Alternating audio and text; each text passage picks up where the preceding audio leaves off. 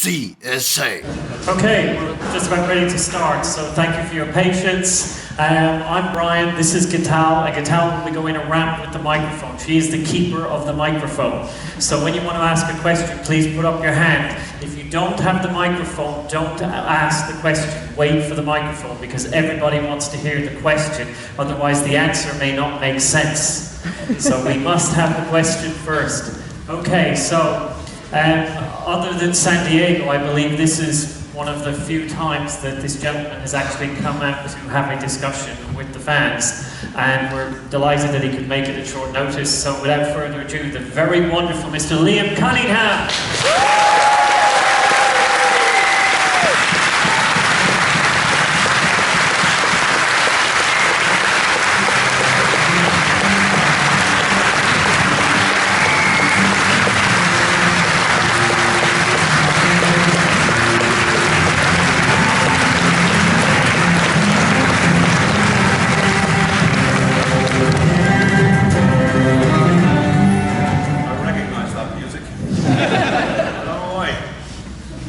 Half the time it's the bit at the very beginning when you hear other HBO shows, you're waiting for the moment that it's Game of Thrones comes next, and sometimes it doesn't. Anyway, I'm just going to ask a couple of questions and then we're going to throw it straight out to the audience because we know you've got questions, and I'm going to cut down one of those questions very quickly and then ask a question that I can't get an answer to. So the first question would be, is Jon Snow dead?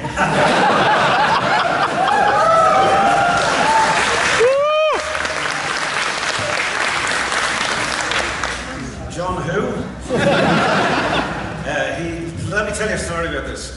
David Nutter, who directed the last 2 episodes, 9 and 10, last season, was in, I think it was Washington, and a certain man called Barack Obama came up to him and said, "You're David Nutter, you directed the last 2 episodes." And David went, "I know what you're going to ask." And he said, "Well, is he?" David said, "Mr. President, he's deader than dead. Dead, dead, dead." So I hope that answers your question. Next question. Next question. Okay, I only have one more. You joined Game of Thrones in season 2. You weren't there at the beginning. And my question was, is for most of the actors, you generally audition for the roles, or somebody says that person may be right for the role. Was it something you had to audition for, or was it something that you got a call for? Good question. It happened to be twice. I auditioned twice. I was approached for season 1, and I went up and met the guys and the director at the time for a certain role, which I'm not telling you which one, because that wouldn't be fair. And they said, "Look, it hasn't worked out for this season, but we've got some really interesting characters coming in next season." And I kind of thought, okay, that's LA talk for don't call us, we'll call you. But true to their word, they came back and said, have a read of this character, and I did. And I'm very, very glad I'm playing Davos, because he's a fabulous character. I love him. Yeah, it's great. I mean, the scripts, just saying, an actor, the only thing an actor can do is judge from the words that are on the page, and I have rarely come across writing this good and grown up and mature and tough and jaw dropping, and it's a joy to be involved in, I have to say. Okay, now as I said, we wanted to keep it interesting for you. You don't want to hear from me. The lovely guitar has got the microphone, so who's got their hand up and wants to ask their question other than Jon Snow? Okay, she will make sure she works up the middle and the sides, so just towards the end of any question, get your hand up so you make her run the furthest. One question. I want to get this one out of the way. Another one. Who do you personally think had the strongest claim to the Iron Throne? That's a ridiculous question to ask Davos. It's Stannis. It has to be Stannis. No, okay, look, on paper, Renly was up there, and we have to remember Joffrey had no claim to the throne because he wasn't Robert's son.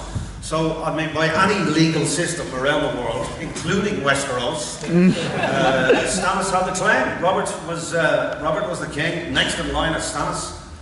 But Davos was trying to back the right horse, as they say, and he was the right man for the job.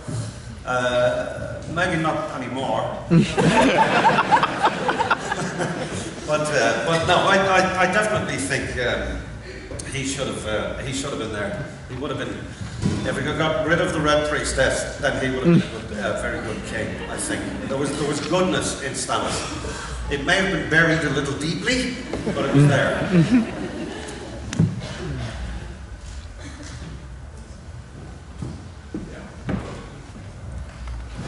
What was the hardest scene to shoot in Game of Thrones for you? Ooh, good question. The shadow baby thing was quite weird. I mean, when you're saying a script and the Melisandre's getting out, when she's getting out of this boat, I don't know if, I'm sure you've all seen it, but when I'm getting out and she's wearing this big cape, and when we walk into a very cold 2 o'clock in the morning, freezing cold Northern Ireland cave, and this gorgeous woman, Grace, drops her cape and she's 9 months pregnant. When the previous 2 episodes she wasn't pregnant at all. And then we had to, she had to give birth. So, I mean, what you didn't see was there was quite a bit of pipe work. If you'll excuse the expression, going as hidden as it could be, let me put it like that. So there was 3 or 4 guys with little pumps to make that prosthetic belly move. And I mean, she had the tougher job. It was really cold and she was virtually completely naked with this prosthetic belly. And we had to look in astonishment as this guy with this will ruin it for you, but it was a stick with a string and a thing shaped like a shadow. And I mean, none of us had seen a shadow baby before. We had no point of reference. So, it was incredibly odd to be watching, and this thing had to grow. So they had the guy on the stick with this cut-out board, lifting this thing up, and we're trying to watch this. I mean, it's incredibly effective. And I remember, because it was the last shot of that episode 4. And I remember looking on the monitor with the director. And there was an exhibition in Dublin where they had this newly discovered Caravaggio painting called The Taking of Christ. It's a magnificent painting. And I remember looking at the monitor and just saying to myself, my God, this looks like a Caravaggio. And the director went, that was the brief. The brief was to make this look like a Caravaggio painting at the end. So that pullback of her sitting with me against the wall, crapping myself, was supposed to emulate the tones of a Caravaggio painting, and it was incredibly effective, but very strange to shoot.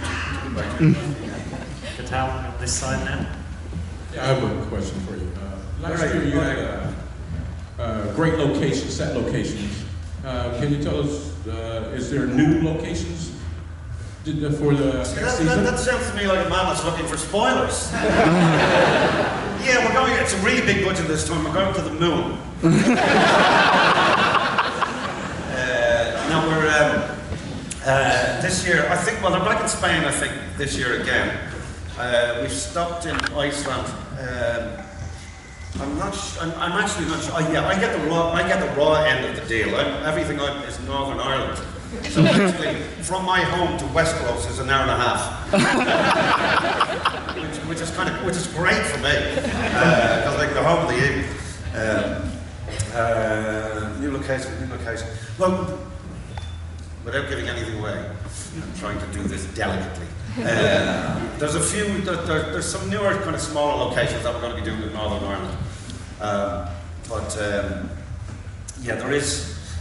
Yes, there's a very large event happening that is going to take us a long time to shoot, which I'm going back to start on next week. I'm back filming next week. That's hence this. I hate it. I call it my pubic balaclava. But yeah, we'll wait. So we're going to be doing that for the longest sequence that we've shot, I think, in the whole series. I think so far it's going to be really interesting. Yeah, so that's. But as regards country-wise, I don't think we're going anywhere new this year. But it is going to be amazing because for those of you that don't know, this is the first season that we're overtaking the books. Yeah. I mean, there's obviously some storylines that from the books that's going to interweave, but basically David and Dan and Brian, the writers, the main writers of the show, they're off the hook a little bit more. They know obviously the points of where we're going to go with this, but this, and I've seen the 10 scripts for this season. I know exactly what's going to happen, and it's extraordinary. There's jaw-dropping moments from very early on, and the quality of the scripts are as good, if not better, this season than what we've had in the past. You are absolutely in for a real treat next season. It's extraordinary stuff, both heartbreaking and exciting. And I'm not telling you any more than that. In your personal opinion, what could be the future for Davos and his death? Good question, which I know, but I'm not going to tell you. No, well, look, his entire life has been turned upside down. His reason for being there is gone with Stannis, and obviously his emotional heart is broken now with Shireen being gone. But so a new adventure, I think it would be fair to say, is about to start. How long that's going to last, I have no idea. Game of Thrones is a bit like life, in a strange way. I mean, when I do movies, you can start with the end of the story and work backwards, depending on availability of actors and locations, all that sort of thing. But with this, because it's a series and it's being rolled out chronologically, shall we say, or in some ways chronological, that you kind of, and because your living isn't guaranteed, that there's there's every possibility you'll be killed at any moment. So you kind of have to treat it like life. You have to take one day at a time. Which is, in a way, it's really interesting because for an actor, you're playing the moment, which is what you should do as an actor. You should be playing where you're going to be, or I'm going to die here, blah blah blah, and you're playing up to that. We don't know when it's coming, but as they say, follow my bullets. So that's what we do. Next question. Okay, I have a question. Yeah, obviously. How does it feel to first be behind the camera and act, and then see yourself act on the screen? Is it weird or funny, or how is it? That's a very good question, and I'm going to answer that with what Carice Van Houten plays. She plays my Red Priestess. And she said, you have to remember, we've like 25 or 30 main regular characters in this. It's a proper ensemble piece. So the weird thing is, even though we get the script and we know what's going to happen, we're essentially like the people that have read the books. We read and then we see. But we're, as I say, we're the same. So when you actually get to watch the show, Carice says, and I have to agree with her. So you're watching this and you're loving the show, and then you show up. It's like you ruin it because you're watching. You're saying, if you're trying to see if you haven't made a mess of the scene, or you haven't, But it's a complete distraction, and I feel exactly the same. I mean, I watch it at home with the family. The six of us, my daughter's boyfriend as well. We sit on a sofa and watch it. So I watch it as a fan. I genuinely watch it as a fan. I have to tell you something. I did a terrible thing to my daughter. My daughter's 22, so last year when we were filming, the last time I saw Shireen, when I gave her, do you remember I gave her the stag? Yes. When I carved the stag, this lovely moment that we had, and I gave it to her for a gift, and she said, well, will you make a doll? And she said, will you make this? I gave her a stag, and she said, will you make a doll? I said, yeah, I'll make one. I robbed the stag. And I gave it to my daughter. And my daughter, if she was here, she'd be dressed as Zelda. I took her to Comic-Con in San Diego. She had 2 months making her costume. So I gave her the stag, and I said, and she, as I said, she's got a wall of awesome in her bedroom that she puts her awesome stuff on. And I said, when episode 9 comes, it'd be a really good idea if you had it in your hand. It's really important. So we watched the episode, and when Shireen is walking towards Big Burns, she had the stag in her hand, and when she started screaming, my daughter just fell apart because she had the stag. I didn't realise she was going to be, she was like, she was inconsolable. I felt like a horrible father. But yeah, so I did a terrible thing. But she loved it really.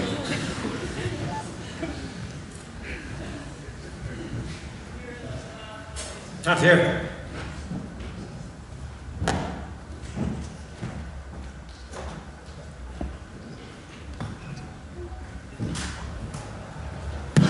There we go. You hear a lot about how it's hard to work with children and animals. Have you personally or others experienced this? I'm the complete opposite. I've been lucky enough in my career that I've worked with quite a few kids. Unless they're really bad, usually the ones that come, this is terrible to say, but usually the ones that come from drama schools are the worst, because they've been just given some awful tuition and they're acting like this. But when they've been grabbed off the street, because you have to remember, kids, their employment is playing. They play. So, and that's what we do when we act. So I'm incredibly lucky with Kerry, who played Shireen. Just a wonderful, I mean, you can't not love Shireen. She's a beautiful character and decent and gorgeous. And she's very much like Kerry. And right through my career, I've been lucky enough. I mean, when you work with kids, if they're the right kids, you learn from them, because they don't have the bullshit that the rest of us have grown up and, you know, whatever, and have our childishness taken away from us, just through becoming responsible. So when Kerry was on, she's just got a purity to her, and a lot of time it can be an absolute, most of the time, or I can't even remember an exception, to be honest. Working with kids is an absolute joy. There's no politics. It's great. Hello. Hello. I was thinking, as an actor, I suppose you use a lot of your own life and experiences to create the character. And so my question would be, what similarities are there between you and Davos, and are you as loyal to your employees as he is to his? I'd love to be Davos. He's a decent man, he's loyal, his principles are unshakable. And I think he's the type of, he's the type of guy that you would love on your phone if you were in trouble. He's the first man that would show up, and you just know that he won't sugarcoat answers. He'll tell you exactly how it is. And I always thought of him as, for those of you, most of you probably have seen The Godfather. Robert Duvall's character in The Godfather, Tom Hagen, I think his name is, and he's the consigliere of The Godfather, even though he's not part of the family. And there was always something, and I love Robert Duvall's acting. There was always something that in my mind that was kind of his loyalty was something that I held on to. Strangely enough, for one of the reasons I like Davos is because where he began. His father was a crabber. He was a petty thief. He didn't have the money that the Lannisters have, and the education and the position of power and all that. And yet he has more nobility. He has more decency and honour than most of them put together. And I love that. That's one of the things I love about the writing and George's building of this character, that this guy is from the worst of the worst shithole in Flea Bottom in King's Landing. and yet he has more decency and more nobility than the people who are in power. And I think that's one of the reasons, not about Davos, but about the show in general, that people like, is that it's not obvious. It's not patronising. It doesn't condescend. It's full of surprises, and you do find yourself questioning yourself when you're watching it. I mean, you know, we had the stuff with Shireen last year and Sansa, which there was major trouble over. But you find yourself questioning. I mean, especially though, my daughter went bananas, went mad over what happened to Sansa. She was really, really angry. And as I said to her, I said, look, in this show, bad things happen to good people, and good things happen to bad people. And there's something remarkable about. I mean, the example I use is Jamie in the first season. I mean, Nikolai was despised. People hated him. He was a horrible human being, and all he was a bad guy. And it wasn't until he was kind of captured and met Brienne, and when she was going to be raped, he actually stopped it. And you could see the spark of humanity in this guy. And you find yourself kind of going, maybe it was a bit tasty. And your sympathies shift, and that's what's really clever about the writing and George's books, is that your sympathies do shift. You may like someone. I mean, you know, when Stannis came to the rescue of Jon Snow in north of the Wall with Mance and all that, all of a sudden Stannis was a hero.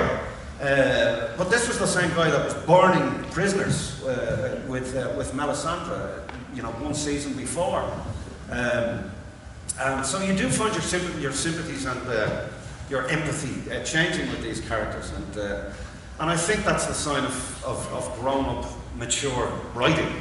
And it's also, you know, like magnificent characters. I mean, the amount of characters that you can watch in this that are fully formed and interesting, and you want to know what they're up to, and you know, if they're not in an episode, you're going to go, no wonder they're in the next episode. That's incredibly difficult to write for.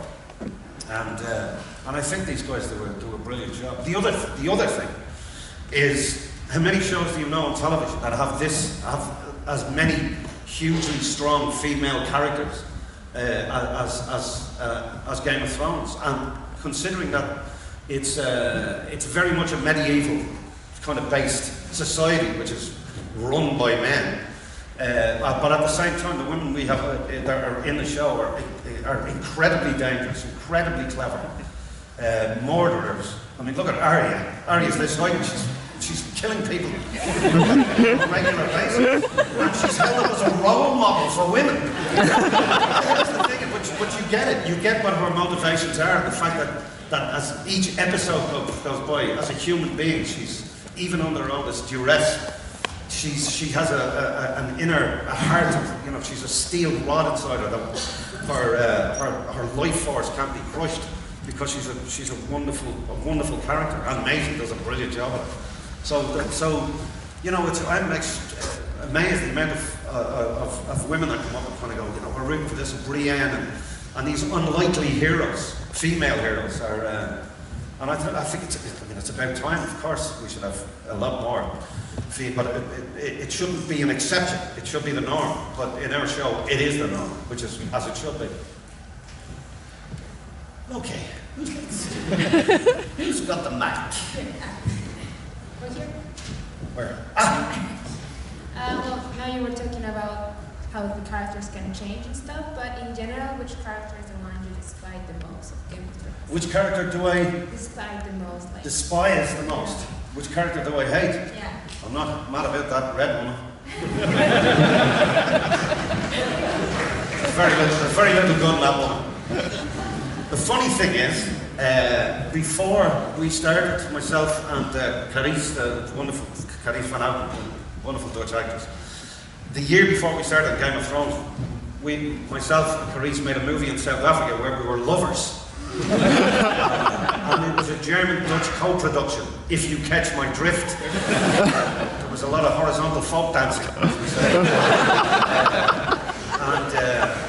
And it's bizarre then we move on to Game of Thrones and we're complete enemies. It's just like a marriage.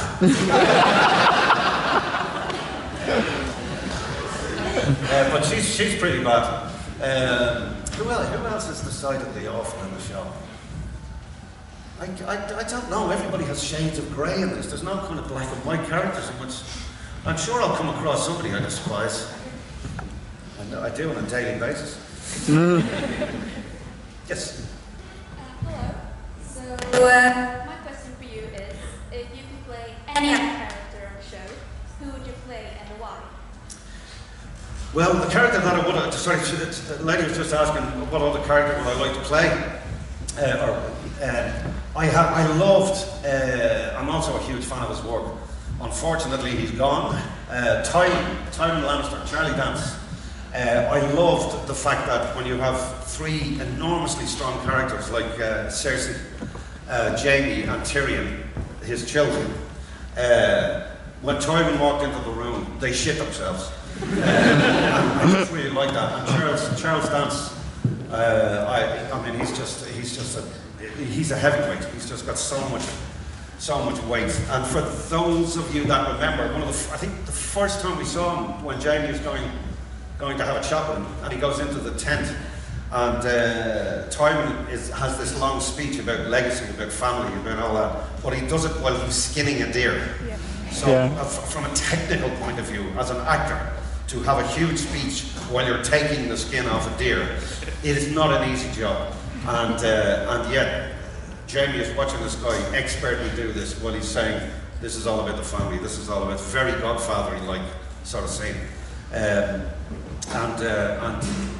I just love that character. He just had fantastic stuff to say and was really interesting. And even though all the bad things he did, I mean, he organised the Red Wedding, he did all that sort of thing. From a character point of view, he was enormously interesting. How would you describe Joffrey and like his personality? Dysfunctional? It probably shows you why fucking your sister is a bad idea. There's a reason it's illegal. The reason is Joffrey. Sorry for the language. And I did hear a baby earlier on, but I don't think that. Joffrey was a fantastic character. He was brilliant. The guy who played him is bizarrely went to the same university. When David and Dan, who are both gorgeous Jewish American lovely boys, when they did post-grad work, they came to Dublin, they came to Ireland or Antrim, and they went to Trinity College. One was studying Joyce and the other one was doing Beckett. This lovely man, he's there as well, and he's a scholar. He's in the top 2%, and I think he's doing theology, but at the end of it, he just wanted out. He just said, "Yeah, I've had enough of this," and he's gone back. He's a producer, puts on plays, and very, very bright young man, very bright, and a lovely, lovely guy. He's totally unlike Joffrey, totally. If it comes to that, how would you as Davos would like to die? Let's not talk about that, John. Why do we have to keep bringing up my death? My children have just got used to wearing shoes. My bank manager is delighted with me. He smiles every time I walk in. Let's not go down that route. And somebody did ask me how would you like to die, and I said, of old age. That'd be nice. Do you feel like there is a character in the series that has not gotten enough screen time? Ooh, it's very, very tricky to when you're doing a balancing act. I mean, it's more tricky for the writers because there's so much beautiful material in these books, and also and just the whole scenarios, the world that has been created. I mean, for instance, I know exactly what you mean. I'll give, for instance, with Heart Home, episode 8 last year, when we had Birgitte, the Danish actress, with the battle with the White Walkers and all that. She almost stole the episode, and it was the first time, the only episode we'd seen. And I thought she did an absolutely remarkable job. You couldn't take your eyes off her. But we have people that come in and do, a scene here and a scene there. Mark Gatiss, who I'm a huge fan of, when he did the League of Gentlemen, and he also writes Doctor Who and wrote Sherlock. And he's the bank manager of Bravos. He's been trying to get into the show for years. He's a fantastic actor as well. And when he came in, and I knew him from doing Doctor Who, he was so pleased to be involved in it. And then he was brought back, I think, for one episode again last year. And he just wants to be part of it because he loves the writing and he loves the show so much. So people who come in and do their cameos and whatever, and I mean, there's lots of stuff. I mean, we love seeing Tyrion, but there's all sorts of people that it's an awful shame that they've been killed and gone. And then and at the same time, you get some characters that come in for one episode and then they come back 3 seasons later and they get they get built up and stuff. And that's not because it's because that's the plan. And I think that's kind of really interesting. It's not, it doesn't all hang on one guy who's, Mr. Gorgeous, and we know he's going to be the champion in the end, and we're just wondering which way it's going to happen. With this, anybody can go, and I think when Ned Stark in season 1 got the old, we knew that was going to be a game changer, and it was. But yeah, it's a good thing that we move around. That's what makes the world. Is the fact that we move around, we move to different places and we concentrate on different characters. If we did it any other way, I just don't think it would be as good as it is. I think we're going to give this microphone another try to see if it's working. Hi. How you doing? Do you have funny stories from behind the scenes? Yeah, just throw them down. No. You know what?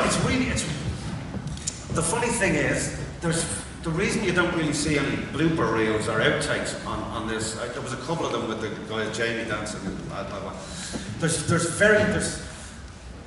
I don't think I've ever been on a show where the work the sets are as quiet as they are. I've never been on a show where when you get the scripts at the beginning of before we start shooting, there's virtually no changes made. Now there's a couple of reasons for that. One of them is that these guys are so good at writing, but the other one is because it's incredibly difficult to shoot this. I mean, it's incredibly cinematic for a television show. The tapestry is vast. Is that we have to have 2 units running constantly. Sometimes we have a 3rd unit coming in. So if any changes come, significant changes, the domino effect is enormous. It affects everything. So they want these scripts, as I say, bulletproof before we begin. We get a few changes. I've had maybe 10 emails with a couple of sentences changed, but it's all maybe grammatical, maybe there won't be any great shift even in the direction or the spirit of a scene. It's just something that, it's a polish, really. So actually, to answer your question, when we hit the set, it's very quiet, it's very workmanlike, it's very intense. These are really long scenes. You've seen them. Some of them, sometimes there's only 20 scenes to an entire episode, sometimes less. And generally speaking, with most dramas, it's almost a page a minute is what the normal thing is. That's kind of MTV editing, it's really fast. So basically, on a lot of dramas, there are exceptions, but it's a page a minute. So on a 55 page thing, you have 54 scenes. We've done episodes that there's not even half that amount of scenes. So you get these long, beautifully written, intricate, strange scenes. So you're completely scared to mess them up. So you don't really mess with them that much. So it's all very workmanlike. That's not to say it isn't fun. We do have a lot of fun, but the work starts. It's really intense, and we kind of really feel we have a responsibility to get this stuff right. But it's glorious to do that, because I've never been on a show where the props are so beautiful, right down to the money that we use are not just blank pieces of metal. They're actually 2 different metals with stamps, with Bravos bank stamps on them. The quality of the props, the quality of the costumes, the sets are extraordinary. It's just everybody is seeing it as an opportunity to do the best work they can, and because of Mr. HBO and his deep pockets, he gives us, for TV, an incredible budget to do these things, to make it look as good as we possibly can. So there isn't too much messing on the set or playing around. There's a lot of it off the set, but not on. Moving on. Yes? hang on, it's here. Here. And then we think we have the spare microphone working. We're going to test that after this. Have you read the books, and if so, what do you think about the differences in Davos' storyline compared with the show? Well, I'll answer the second part first. I have no idea because I haven't read the books. That's the first part. No, they're too big. I'm a really slow reader. What's happening is I'm waiting to get knocked down by a bus where I've got a broken leg and I'm going to be 3 months in a bed, and then I can open them. No, it's not so much that. With Dave and Dan, their Bible is the books. With me, my Bible is the scripts. And I talked to, we had a premiere in San Francisco this year, and I basically see George maybe twice a year. And I was passing by him, and he was at a table with his wife, his manager or something, and he called me over again and said, well, and I went, what?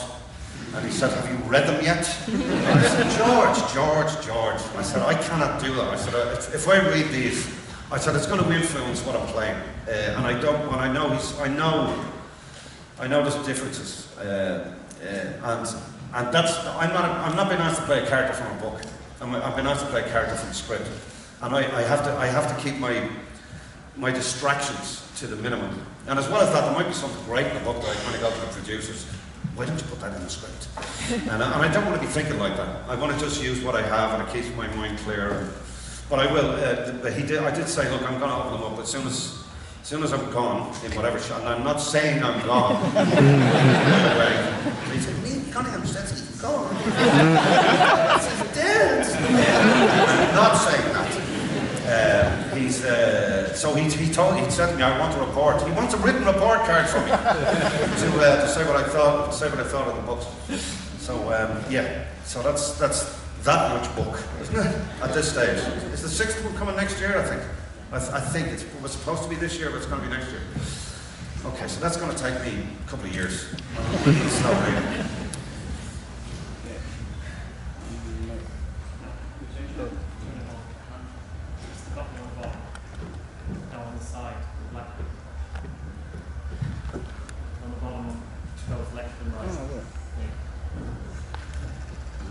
Who keeps turning it off?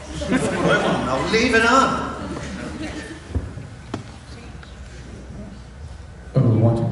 Hi. Hello.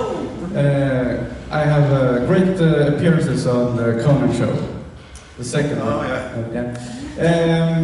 I had a question a little out of bounds. John, Paul, Ringo, or George? And why? Thank you. Are they the new characters?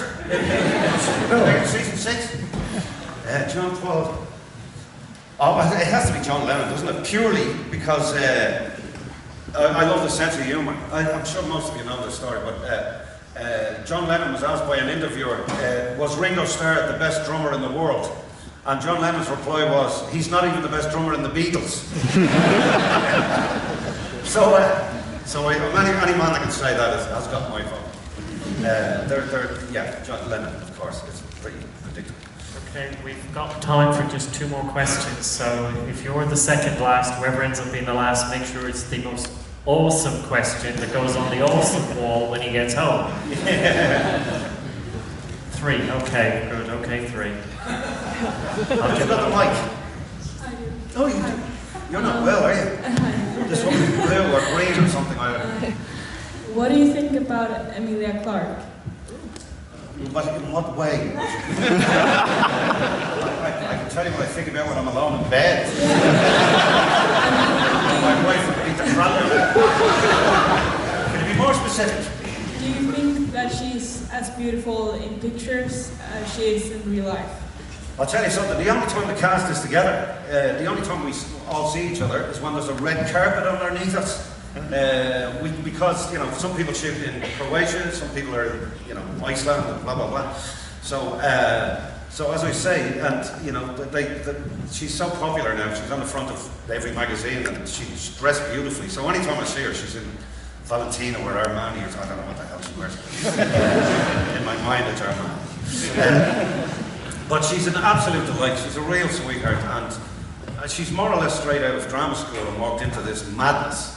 And she's just. I mean, nobody has a negative word to say about her. She's very pretty and she's very petite and she's a wonderful actress as well. I mean, you know, Daenerys, it's very tricky for an actor starting off. I mean, where do you go after playing Khaleesi? It's very tricky to top that puppy. Yeah, I don't envy her future. Hello. Hello.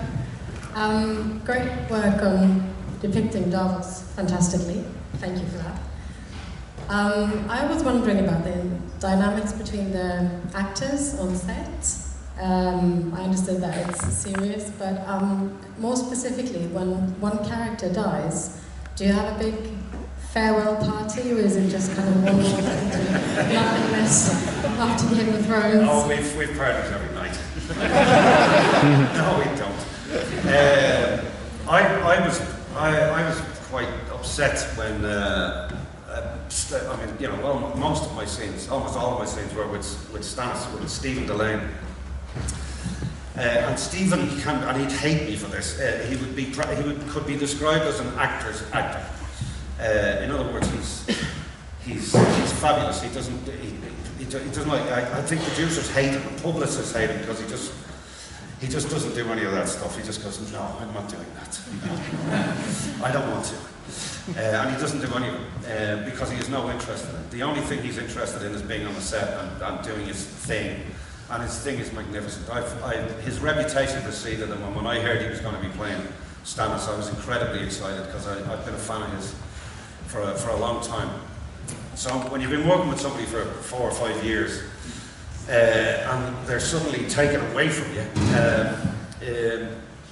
just professionally, it was horrific because I loved working with him. And it's the same with Kerry when Shireen. I mean, they're basically, because the work is so intense. You bond. You have to bond. It's the only way you're going to get through it. You know, you don't just show up and set, do your lines, and disappear. There's work involved.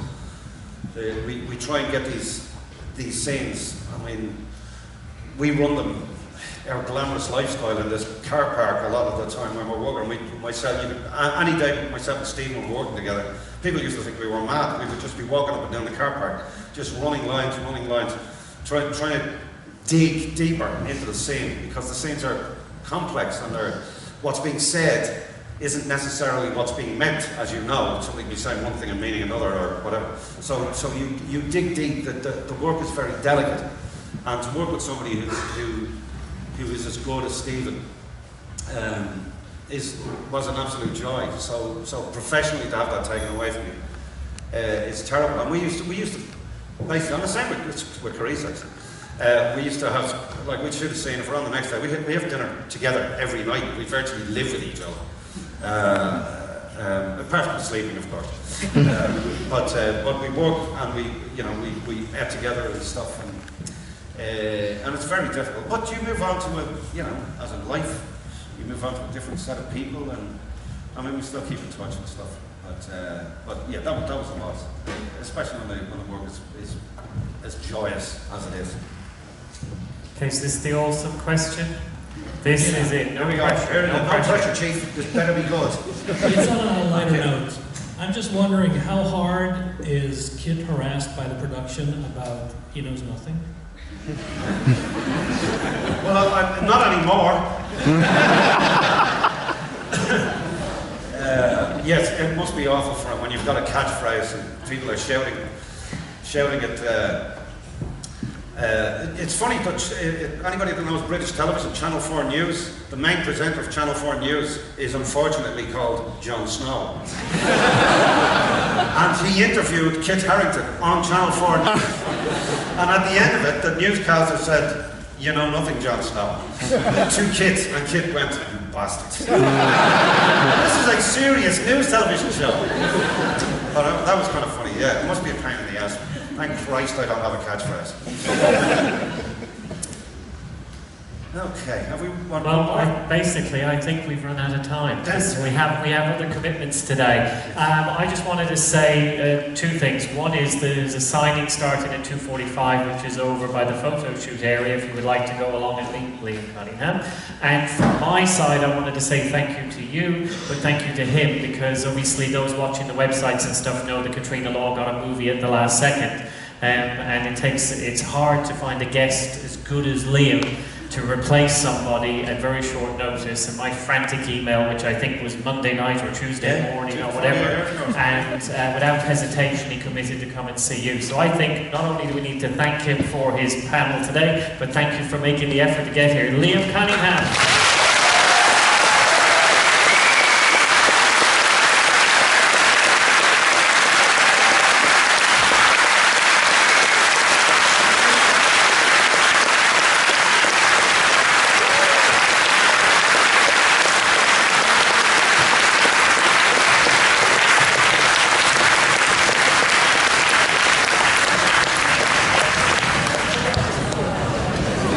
ده فيسبوك للشانل، وهنا تويتر عشان ديسكشنز، وهنا ممكن تلاقي فيديوهات جديده تتفرج عليها وسبسكرايب او من تحت، وهتلاقي لينكس في الديسكربشن بتاعت الحاجات دي كلها.